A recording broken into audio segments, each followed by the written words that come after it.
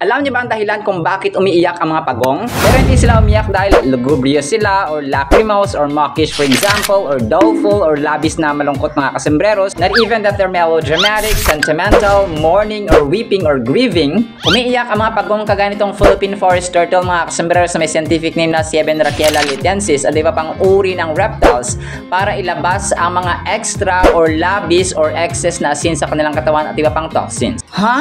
Bakit sa mata dumadaan? What a crackerjack question, Toto. Ito ay dahil ang mga reptiles, kagaya ng mga pagong mga kasembreros, ay may less efficient kidneys. At dahil hindi ganong active ang kanilang kidney, ay hindi nito kaya mag-produce ng urine or ihi, kagaya ng ibang mga mammals. Less operating ang kanilang mga kidneys, mga kasembreros, ay kailangang mailabas ang mga excess na salt para ma-maintain ang saltiness or balance ng saltiness mga kasembreros sa kanilang katawan. So, kailangan ilabas, may mga special glands ito mga kasembreros ha, dito sa kanilang mga mata mga kasembreros.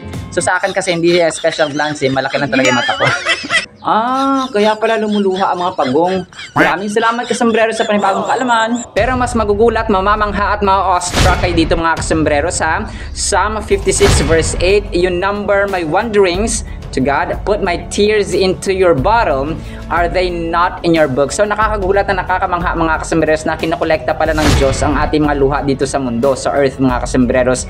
May it be luha nung namatayan tayo or pag tayo po ay nagpipray mga kasembreros. Kung kaya yung crying kasi or pag-iyak mga kasembreros sa Panginoon ay hindi po yung sign ng kahinaan. It's a sign of humility and surrendered heart sa Panginoon. Kung kaya pag nananalangin tayo, we must kung kayang iluha no, iiyak mga kasembreros sa Panginoon yung ating mga trial sa buhay. So grabe no, nakaka-amaze. Kung kaya it's an advantage na tayo po ay nagbabasa ng salita ng Panginoon mga kasembreros. Mula rito sa Davao del Norte, yan ang konting kalamang dapat na alam mo. Muli po ito pong hamak na lungkod kasambrarong Dennis, nagsasabing ang buhay ay mas lalo nagiging masaya, mas lalo nagiging puno ng faith, hope, and love pag si Lord Jesus Christ ang ating Panginoon tagapagligtas at pag-asa. Muli po, maraming salamat sa mga sumasama sa journey ng learning, ng wisdom, ng knowledge. See you sa next segment mga kasembreros and paalam po. I love you.